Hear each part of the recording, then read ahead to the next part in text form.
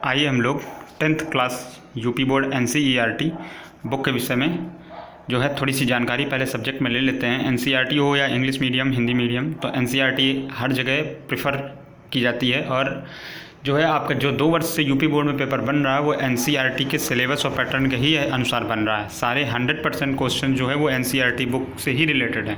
तो पहले आप जो भी जिस स्कूल में जो बुक पढ़ रहे हों तो उसको पढ़ते रहिए, वो अभ्यास के लिए ज़रूरी है, परंतु NCERT के कॉन्सेप्ट से बाहर से पेपर नहीं आता। तो इसलिए पहले हम लोग इस पर थोड़ा चर्चा कर लेते हैं कि आपके क्या विषय सूची है, क्या चैप्टर है। मैं आपको इसमें यूक्लिड जो थ्योरम है मैं आपको वो भी बताऊँगा प्रेम का, ठीक है। तो इसलिए बने रहें पूरे वीडियो में लास्ट तक। मैं ज़्यादा बड़ा वीडियो नहीं बनाऊंगा, ठीक है। पहले तो आप जान लीजिए कि 100 मार्क्स के पेपर में, आपके 100 नंबर के गणित के पेपर में आपके जो 70 नंबर का पेपर होगा वो आपका रिटन होगा, और जो आपका इसमें जो आपका 30 नंबर है वो आपका प्रोजेक्ट वर्क होगा, ठीक है। अब 70 नंबर में जो आपके चैप्टर हैं वो चैप्टर देख लीजिए किस हिसाब से डिवाइडेड है। पहला चैप्टर है आपका वास्तविक संख्याएं, जिसमें आप इतनी सारी चीज़ें पढ़ेंगे। दूसरा है आपका बहुपद, ठीक है, और बहुपद बहुत इंपॉर्टेंट है एग्ज़ाम के पॉइंट ऑफ व्यू से, ठीक है। उसके बाद 2 चर वाले रैखिक समीकरण, मैं आपको इतना डिटेल में सब चीज़ें पढ़ाऊँगा और सिखाऊँगा, एक एक एक्सरसाइज का एक एक क्वेश्चन और उसका सोल्यूशन मैं आपको बताऊंगा कि आपको कोई प्रॉब्लम ना हो, ना फेयर बनाने में, ना नोट्स बनाने में, ना उसकी प्रैक्टिस करने में, ठीक है। उसके बाद 2 चर वाले रैखिक समीकरण, ठीक है, 2 इक्वेशंस दी होंगी। उसके बाद आपका द्विघात समीकरण है, ठीक है, समांतर श्रेणियाँ हैं और त्रिभुज है, ठीक है, जिसमें प्रमेय और रचना वगैरह प्रमेय आपने पढ़ी होंगी, ठीक है। इसको शॉर्ट में समांतर श्रेणी या AP बोलते हैं। आप जब पढ़ोगे तो जान जाओगे। निर्देशांक जानती है, ठीक है। 8वां चैप्टर त्रिकोणमिति का परिचय है, ज़्यादा त्रिकोणमिति टफ नहीं है, और त्रिकोणमिति के अनुप्रयोग हैं, वृत्त है, ठीक है, रचनाएं हैं, कंस्ट्रक्शन, और वृत्तों से संबंधित क्षेत्रफल के कुछ क्वेश्चन हैं, ठीक है। आपने 9th में भी पढ़ रखे होंगे, पृष्ठीय क्षेत्रफल और आयतन, ठीक है, मेंसुरेशन जिसको बोलते हैं हम लोग, वो इसमें आ जाएगा। सांख्यिकी, ठीक है, सांख्यिकी में वो माध्य, समांतर माध्य है, मॉड, मीडियन, ये सब आ जाएगा। उसके बाद प्रायिकता की बात करें, ठीक है, प्रोबेबिलिटी आ जाएगा, ठीक है, उसका छोटा बेसिक परिचय है। तो ये आपके 15 चैप्टर्स हैं, 15। तो इन 15 चैप्टर्स में से मैं आज आपको पहले जो है सबसे पहला चैप्टर आपको कराऊंगा। क्रम से मैं कराऊंगा, बने रहो, वीडियो क्रम से देखते रहो। आप निश्चित मैं 3 महीने में पूरा मैथ का कोर्स ख़त्म करने की कोशिश करूँगा और आसानी से हो भी जाएगा कोर्स। आइए पहले चैप्टर पर चर्चा कर लेते हैं, वास्तविक संख्याएँ, ठीक है ना। ये नेचुरल नंबर आपका जो है वो रियल नंबर्स, ये आपको पहला चैप्टर है, ठीक है। नेचुरल नंबर नहीं, रियल नंबर्स, ध्यान रखिएगा। अब देखिए इसमें जो है हम लोग सबसे पहले यूक्लिड थ्योरम आपकी मोस्ट इंपॉर्टेंट है, आपको वो बताऊंगा। इसके बाद यूक्लिड आप एक चीज़ समझ लें, जैसे मैं बता दूं आपको। जैसे यूक्लिड का मतलब ये है कि जैसे कोई नंबर है हमारे पास, एग्जाम्पल के तौर पर लेते हैं, जैसे है 1, मान लीजिए 13 लिखा हुआ है, ठीक है। अब इसको ब्रेक करके आप 6 के मल्टीपल में क्या लिख सकते हैं, तो 6 × 2 और प्लस आपका क्या रहेगा, रिमाइंडर यानी शेषफल कितना बचा, 1। तो आप इसको इस तरीके से लिख सकते हैं। बस आपके जो यूक्लिड थ्योरम है, किसी भी नंबर को ब्रेक करने का यही तरीका है कि A = B Q और +R। अब आप याद रखें ये जो B है, ये B चीज़ यही है जो आपका ये नंबर, ठीक है, और जो आपका Q है वो मल्टीपल है कि कितने टाइम्स जाएगा, ठीक है। और ये B जो है वो डिवाइडेड यानी भाजक है, ठीक है, जिससे आपने भाग दिया है। और ये R है रिमाइंडर यानी शेषफल, ठीक है। तो इस तरीके से किसी नंबर को ब्रेक करने के तरीके का इस्तेमाल करके हम लोग शेषफल 0 करके हम लोग मासा निकालते हैं, ठीक है ना। तो एक आप जो जनरल मेथड जानते हैं मैं सब बताऊंगा, ये भी सारे तरीके मैं आपको सिखाऊंगा, ठीक है। ये समझ गए हो गई यूक्लिड का बेसिक कॉन्सेप्ट कि ब्रेक कैसे किया जाता है। तो ये एग्जाम्पल से तौर पे कुछ समझाया गया है आपके बुक में, तो इसको भी देख लेते हैं, ठीक है, तो आप शायद और बेहतर समझ जाएं। जैसे देखिए धनात्मक पूर्णांकों का गुणन आप पहले ही जानते हैं, ठीक। अच्छा देखिए ये जो √2, √3, √5 होते हैं, ये कौन सी संख्याएं होती हैं, अपरिमेय संख्याएं होती हैं, ठीक है। इनको सिद्ध करना भी इस चैप्टर में पढ़ाया जाएगा। एक most important question 2 number marks का आता ज़रूर है। इसके बाद हम लोग ये भी जानते हैं कि जो P/Q के रूप में, जिनको तोड़ देते हैं हम लोग तो वो होती हैं परिमेय संख्याएं, जिनको नहीं तोड़ पाते वो क्या होती हैं अपरिमेय संख्याएं। जैसे √2 को बटे में आप नहीं लिख सकते हो, ठीक है, तो ये कैसी हैं अपरिमेय संख्याएं हैं, ठीक है। अब इसके बाद आता है इनके जो दशमलव प्रसार शांत होंगे कि अशांत, ये भी हम लोग इसी में पढ़ेंगे, ठीक है। अशांत आवर्ती होंगे यानी बार बार रिपीट होगा कि नहीं होगा, ठीक है, ये सब अंतर हैं, टर्मिनेटिंग नॉन टर्मिनेटिंग, ठीक है। शांत अशांत अलग, फिर अशांत में भी दो होते हैं, आवर्ती अनावर्ती, ठीक है, तो वो आगे की चीज़ है। अब यूक्लिड विभाजन प्रमेयिका की बात करें, अगर प्रमेय आपने सुना होगा थ्योरम, ठीक है, तो इसमें अगर एक एग्जाम्पल दिया गया है छोटा सा पहली के तरीके कि अगर आप उसको सोचो, मान लो एक ने बोला कि मेरे टोकरी में 150 जो है, बोला कि मेरी टोकरी में 150 जो है अंडे आ सकते हैं, ठीक। और उसमें हुआ ये कि एक किसी व्यक्ति ने टोकरी गिरा दी, अब टोकरी गिरने पर कुछ अंडे फूट गए, तो उसने पंचायत में उससे पैसा मांगने के लिए कुछ इस ढंग से बात की कि अगर वो 2-2 करके गिने जाएंगे तो 1 बचेगा अंडा, 3-3 कर गिने जाएंगे तो 2 बचेंगे, 4-4 करके गिने जाएंगे तो 3 बचेंगे, 5-5 करके तो 4 बचेंगे, और 6-6 गिने जाएंगे तो 5 बचेंगे, और 7-7 गिने जाएंगे तो कुछ भी नहीं बचेगा।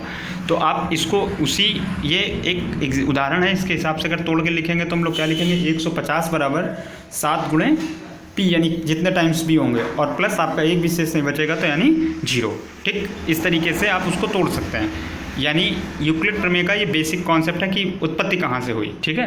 तो इस प्रकार हम लोग उसको ये देख सकते हो आप इस तरीके से ये हर जगह क्या है 150। ये QST अलग अलग क्यों बनाया गया है हर बार, वो इसलिए बनाया गया है कि ये मल्टीपल जो भाई हर बार 6×5 = 30 है ना, 5×5 = 25, तो अलग अलग नंबर होगा ना, इसलिए जो गुणज होगा वो अलग अलग होगा, ठीक है। और ये 6/5 से डिवाइड किया गया, यानी ये भाजक है। इसके बाद हम लोग चर्चा करें तो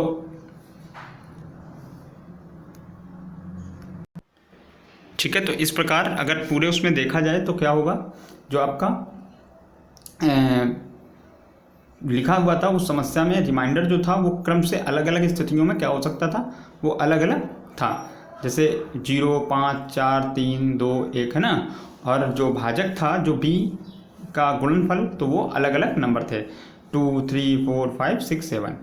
तो अब देखिए इसका यूज करके अब मैं आपको एक क्वेश्चन बताऊंगा, ठीक है, कैसे किया जा सकता है या किस तरीके से हम लोग करते हैं उसको तोड़ना। अभी तोड़ना सिखाया जा रहा है, इसका यूज मेन मुख्य जो है आपका मासा निकालने में। तो हम जो लोग छोटी क्लासों में जो मासा की विधि पढ़ चुके हैं ये है वही, लेकिन बस इसको सिर्फ लिखने का तरीका दूसरा है। आपको मैं दोनों तरीके सिखा दूंगा। देखिए पहले जैसे कुछ ये एग्जाम्पल हैं, तो इनको अगर हम लोग करने की कोशिश करें, अब जैसे 17,6 लिखा हुआ है, ठीक है। अब इसको अगर हम लोग यूक्लिड के अनुसार अगर इसको तोड़ें तो क्या तोड़ सकते हैं हम लोग, तो आप बेसिक सी चीज़ जानते हो कि आपको 6 से 17 में डिवाइड करना है। तो 6 से अगर 17 में भाग दोगे तो कितनी बार जाएगा, आपको 17 को तोड़ना है, इसको फॉर्म में लिखना है। तो आप कैसे लिखोगे इसको, 6 2 = 12 और प्लस कितना 3 है ना, 5, तो ये आपका हो गया। अब देखिए ये चीज़ कोई नई नहीं है, आप जो बेसिक पढ़ चुके हो छोटी क्लासों में ये वही है।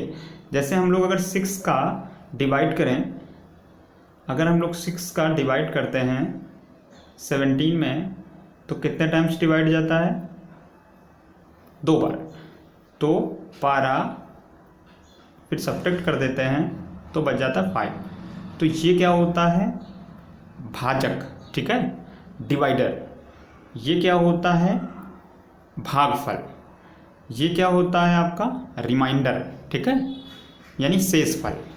और ये क्या होता है, डिविडेंड यानी भाज्य, ठीक है। और ये क्या होता है, क्वैट, तो आपका यानी शेषफल, क्वाटेंट। अब देखिए जो आपका ये इसी को किस तरीके से लिखा जा सकता है, तो जितना आपने डिवाइड किया, जितने टाइम्स किया, यानी 6 × 2, और रिमाइंडर जितना है +5। अगर इसको ऐड कर दिया जाए तो ये किसके इक्वल हो जाएगा, 17 के इक्वल हो जाएगा ना। तो चीज़ वही है और कुछ एक्स्ट्रा नहीं है, ठीक है। आपको डिवाइड के बजाय आपको दूसरे ढंग से सोचना है उसको, ठीक है। तो आइए हम लोग आगे फिर दूसरा करके देखते हैं, एक और चेक कर लेते हैं।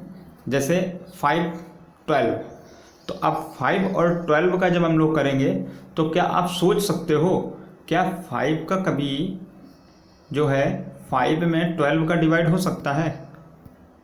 देखिए ध्यान से, 5 जो बड़ा वाला डिजिट होता है वो अंदर लिखा होता है, जिसको अंदर रखना होता है।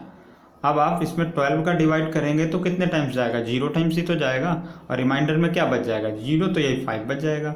तो अगर इसको लिखेंगे तो क्या लिखेंगे? 12 इंटू 0 प्लस का 5, और ये किसके इक्वल होगा? आपका 5 के इक्वल होगा। रिमाइंडर कितना? 5। तो ये चीज़ आपकी है। तो आपको ये दिमाग थोड़ा सा लगाना है कि जो नंबर है हम उसका कितना बार मल्टीप्लाई करते जाएं कि उस नंबर से बड़ा ना हो। एग्जाम्पल में जैसे अब तीसरे नंबर की अगर हम बात करें, जैसे अब ये 4 के मल्टीपल में आपको इसको ठीक है बदलना है। तो अब 20 को अगर आप बदलना चाहते हो 4 के मल्टीपल में, तो अब 4 का टेबल पढ़ना शुरू करो। तो कितने टाइम्स तक पढ़ जाओगे कि 20 से मैक्सिमम यानी ज़्यादा ना हो, अधिक ना हो? तो 5 टाइम्स, है ना। तो इसको 20 को हम लोग ब्रेक करके क्या लिख देंगे? 4 इंटू 5 टाइम्स जा रहा है तो चला गया, पूरा चला गया, तो रिमाइंडर में आपका कुछ नहीं, 0 बचा। ठीक है, तो इस तरीके से यूक्लिड प्रमेयिका के रूप में हम लोगों ने इसे व्यक्त कर दिया इन संख्याओं को। ठीक है, आप समझ पा रहे होगे इस चीज़ को। ठीक है, वीडियो में इतना ही रखते हैं। ठीक है, और आगे फिर मैं आपको जो है और चीज़ें आगे बताऊंगा। ठीक है, देखिए यूक्लिड में हम लोग चर्चा तो कर ही चुके हैं, आप देख सकते हो, थोड़ा सा ये भी देख लीजिए। ठीक है, वीडियो भी 15 मिनट की क्लास तो नहीं हुई, चलिए अभी और 4 मिनट पढ़ लेते हैं। यूक्लिड विभाजन प्रमेयिका क्या है? 2 धनात्मक पूर्णांक a और b दिए रहने पर ऐसी अद्वितीय पूर्ण संख्याएं q और r विद्यमान हैं कि a बराबर इतना है। देखिए अब कैसा, बात वही बोली गई लेकिन किस तरीके से घुमा के बोली गई कि 2 धनात्मक पूर्णांक a और b दिए रहे हैं आपको, तो ऐसी अद्वितीय 2 पूर्ण संख्याएं जरूर होंगी कि जिसमें b का गुणा किया जाए और एक रिमाइंडर यानी शेष फल जो वो चाहे भले 0 हो उसको जोड़ा जाए तो वो a जिसको हम तोड़ रहे हैं उसके बराबर होगी। ठीक है, ये बात इन्होंने बताई, उसके इस रूप में चेंज करके दिखा दिया। और ये जो पीछे लिखा हुआ है इसका मतलब क्या हुआ? ये क्या बता रहे हैं कि जो r की वैल्यू है यानी रिमाइंडर शेषफल है वो या तो 0 से बड़ा होगा या तो बराबर होगा, और हमेशा b यानी जिससे डिवाइड किया जा रहा है, ठीक है, डिवाइडेड से हमेशा छोटा होगा। तो ये बात आप अच्छे से जानते हो, जिससे भाग दिया जाता है शेषफल हमेशा उससे कम ही होता है। ठीक है, तो ये बात आपको यहाँ शॉर्टकट में सिंबल में आपको दिखाई गई है। ठीक है, अब ये थे आपके कौन से? यूक्लिड, आप देख लीजिए इसको। ठीक है, मोहम्मद इब्न मूसा अल ख्वारिज़मी 780 से 850। अब ये सा यू का भाई हमें भी जानकारी नहीं है इसमें। एल्गोरिथम सुपरिभाषित चरणों की एक श्रृंखला होती है जो एक विशेष प्रकार की समस्या को हल करने की एक प्रक्रिया या विधि प्रदान करती है। शब्द एल्गोरिथम 9वीं शताब्दी के एक फारसी गणितज्ञ अल ख्वारिज़मी के नाम से लिया गया है। वास्तव में शब्द अलजेब्रा भी इन्हीं की लिखित पुस्तक हिसाब अल जबर व अल मुकाबला से लिया गया है। प्रमेयिका एक सिद्ध किया हुआ कथन होता है, और प्रमेय आपने सुना होगा ना, इसे एक अन्य कथन को सिद्ध करने में प्रयोग करते हैं। अब ये देखिए 2 बातें बहुत महत्वपूर्ण हैं कि एल्गोरिथम जो आपने जो है वो वर्ड कहाँ से आया? तो 9वीं शताब्दी के एक फारसी गणितज्ञ अल ख्वारिज़मी के नाम से लिया गया है। ठीक है, और अलजेब्रा शब्द जो है वो आप आगे के क्लासों में पढ़ोगे। ठीक है, जिसमें x y z ये सब पढ़ाए जाते हैं, बीजगणित जिसको हम लोग बोलते हो, अलजेब्रा हैं। तो वो किस किताब से? इन्हीं की किताब है, मोहम्मद इब्न मूसा अल ख्वारिज़मी की। कौन सी है? हिसाब अल जबर व उल मुकाबला। ठीक है, अल मुकाबला, ये इनकी पुस्तक है। ये बहुत महत्वपूर्ण टॉपिक हैं। ठीक है, अल जबर व अल मुकाबला, हिसाब अल जबर व अल मुकाबला। ठीक है, ये छोटी छोटी जानकारियां हैं जो आपको गणित के साथ साथ, सिर्फ आप हल उत्तर तो देख ही सकते हैं, फेयर कॉपी बना सकते हैं, लेकिन ये छोटी छोटी जानकारियां जब तक आप नहीं याद रखेंगे आपको चीज़ें उतने अच्छे से डीप नहीं आएंगी। ठीक है, फिर HCF में हम लोग इसको अगले वीडियो में करेंगे। आज इसके लिए इतना ही रखते हैं। ठीक है।